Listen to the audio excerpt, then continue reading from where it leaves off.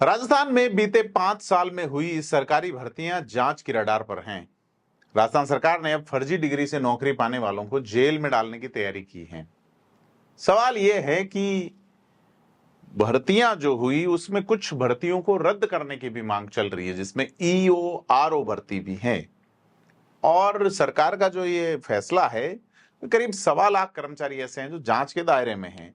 झूठे तलाक वाले मामलों का भी हम जिक्र कर चुके हैं, बहुत खासी संख्या में है जिन्होंने तलाक देके, झूठे तौर पे तलाक देके साथ रह रहे हैं, लोग लिव इन में रह रहे हैं और नौकरियां पा रहे हैं, और जो हकदार है वो पीछे रह रहे हैं। पेपर लीक ही एक मुद्दा नहीं है, फर्जी ओएमआर शीट भरना, डमी कैंडिडेट बिठाना और फर्जी मार्कशीट, फर्जी प्रमाण पत्र, बहुत सारी चीजें हैं। तो इसमें कई जांच एजेंसियां पुरानी भर्तियों को खंगालने में जुटी है। तो एक बात यह तय है कि भजनलाल सरकार केवल इसे लोकसभा चुनाव में मुद्दा बनाने तक सीमित नहीं रही है, इसके लिए उनकी तारीफ बनती है। इसमें एक सवाल जो बड़ा है, जिसपे मैं जिक्र करना चाहता हूं, वो है ईओ आरओ भर्ती का पेपर लीक होना। बाबूलाल कटारा जो आरपीएससी के सदस्य जो रहे, वो गिरफ्तार जो हुआ था, वह इसी भर्ती परीक्षा में हुआ। वह भर्ती फिलहाल रद्द क्यों नहीं की गई है, इस पे बड़ा सवाल है। इसमें ब्लूटूथ, शेर, तमाम तरह के मामले आए हैं कि सरकार आदेश निकालती है चुनाव नतीजे आने के बाद। पहले कहा था चुनाव तक चलेगा, उसके बाद शांत हो जाएगा, लेकिन सरकार 6 जून 2024 को भर्ती प्रकोष्ठ जो है, कार्मिक विभाग, आदेश जारी करता है। उसमें यह कि 5 साल में जितनी सरकारी भर्तियां हुई है उनमें अभ्यर्थियों के शैक्षणिक और योग्यता वाले दस्तावेज जांच किए जाएंगे। इंटरनल कमेटी बनाने के भी निर्देश दिए प्रत्येक विभाग में। तो बीती सरकार में 12 अलग अलग विभागों में नौकरियां निकली थी और उन नौकरियों में भर्ती हुए सभी कर्मचारी इस दायरे में आएंगे। और राजस्थान में ऐसा पहली बार हो रहा है कि इतनी बड़ी तादाद में नौकरी कर रहे सरकारी कर्मचारियों और अफसरों के रिकॉर्ड खंगाले जाएंगे। इसके अलावा झूठे तलाक वाला मामला है ही, तो सरकार जो है वो किस तरह जांच करवाएगी, बड़ी चीज है कि कौन सी एजेंसियां इन्वॉल्व होंगी, कौन लोग दायरे में आ सकते हैं और दोषी पाने पर क्या एक्शन होगा, इस पर चर्चा करेंगे आज। नमस्कार, मैं प्रदीप हूं, आप थिंक 360 देख रहे हैं।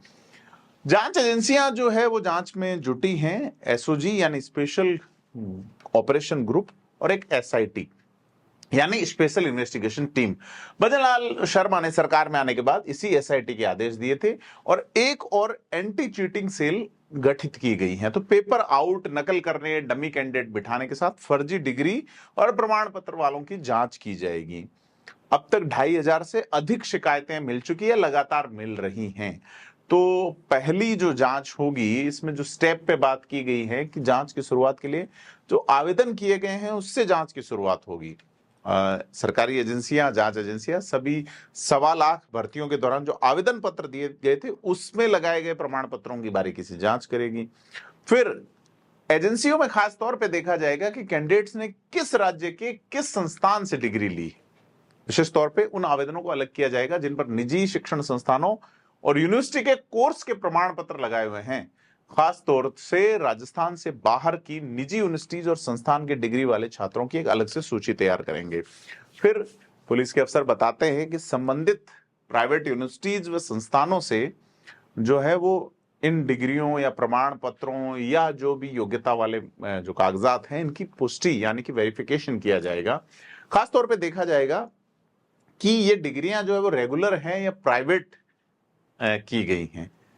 तो बड़ा सवाल ये है कि अब उन अभ्यर्थियों की सूची भी अलग से तैयार होगी जिसने आवेदन में बताए गए कोर्स की तारीखें आपस में क्लैश कर रही है। मतलब पेपर ये भी चल रहा है, इसी भी थोड़े से शक पे भी राज्य के बाहर इन प्राइवेट यूनिवर्सिटी व संस्थानों को रजिस्टर्ड डॉक से आवेदन की कॉपी भेजकर जानकारी ली जाएगी। टीम भी भेजी जा सकती है।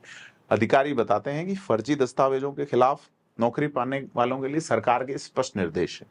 सरकार तय कर चुकी है कि इन लोगों पे मुकदमा हो। जिन्होंने फर्जी डिग्री या डिप्लोमा के कागजात लगाए हैं उन पे धोखाधड़ी में प्रकरण दर्ज होगा। और साथ ही सवाल ये है कि क्या इन नौकरियों से हटाया जाएगा इन लोगों को, क्योंकि लोग ये कह रहे हैं कि अभी 5 साल में पहले भी फर्जी वाला मामला हुआ है।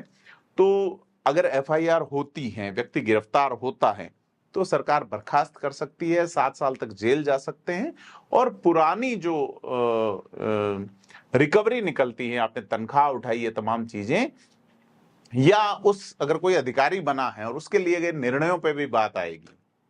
तो तमाम चीजें हैं, देखते हैं सरकार किस हद तक जाती है, क्योंकि गैंग जो है वो चुनाव जब होता है, चयन जब होता है, उस समय सक्रिय होती है और बाद में वो पैसा इकट्ठा करके अपना काम करके चली जाती हैं। तो तलाक लेने वाली महिलाओं पे भी बात की थी कि 2% कोटा है हर सरकारी भर्ती में तलाकशुदा महिलाओं के लिए, और ऐसे मामले चुनौती से कम नहीं होंगे क्योंकि महिलाओं ने तलाक अदालत से लिया है और उसके कागजात लगाकर आवेदन में नौकरी पाली। अब वह अगर अपने पति के साथ रह रही है तो कानून उसमें क्या कर सकता है? तो बड़ा सवाल यह है कि अदालत इसमें क्या निर्णय लेती हैं कि क्योंकि बीच में मामले आए कि सरकारी मामले जो है वो किस तरीके से हुए हैं, क्योंकि वैसे तलाक जब होता है तो आपसी सहमति वाले मामलों में बात बनती है। अगर मान लीजिए उसमें क्रिमिनल केस साथ में है कि महिला प्रताड़ना का शिकार होकर तलाक लेती है नहीं, तमाम चीजें देखेगी, लेकिन जांच एजेंसियां लोकेशन वेरीफाई करेगी, पति से अलग रह रही है नहीं रह रही है, तमाम चीजें। तो जांच किस तरह से करेगी सरकार, यह देखना बनता है। तो अगर ऐसा मामला पाया गया कि अगर वह तलाक लेने के बाद पति के साथ रह रही, तो कानूनन क्या दिक्कतें आती है? क्योंकि फिलहाल कानूनन ऐसा कोई प्रावधान नहीं है कि कोई महिला अपने ही पूर्व पति यानी तलाकशुदा पति के साथ अगर लिव इन में या किसी तरीके से रह रही है तो सरकारी एजेंसीज के पास ऐसा लॉ नहीं है कि वो उनको सेपरेट कर सके। तो एक सवाल ये है कि जो फर्जी डिग्री देने वाले लोग हैं या डिप्लोमा या प्रमाण पत्र देने वाले कॉलेज, यूनिवर्सिटी या स्पोर्ट्स काउंसिल्स, खेल महासंघ, खेल संघ है, उनके खिलाफ सरकार क्या करेगी, यह बड़ी चीज है। तो सरकार ने इस संबंध में भी आदेश जारी किए हैं कि ऐसे लोग जिन्होंने फर्जी डिग्री जारी की है उनके खिलाफ भी धोखाधड़ी के प्रकरण दर्ज हो।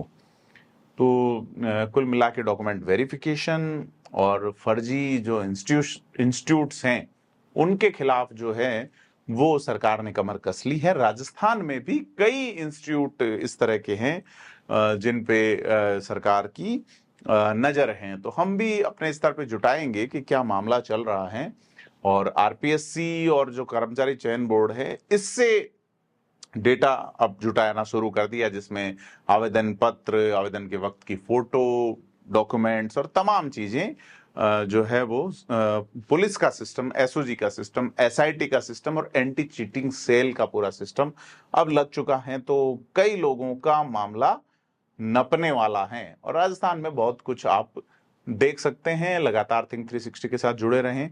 धन्यवाद।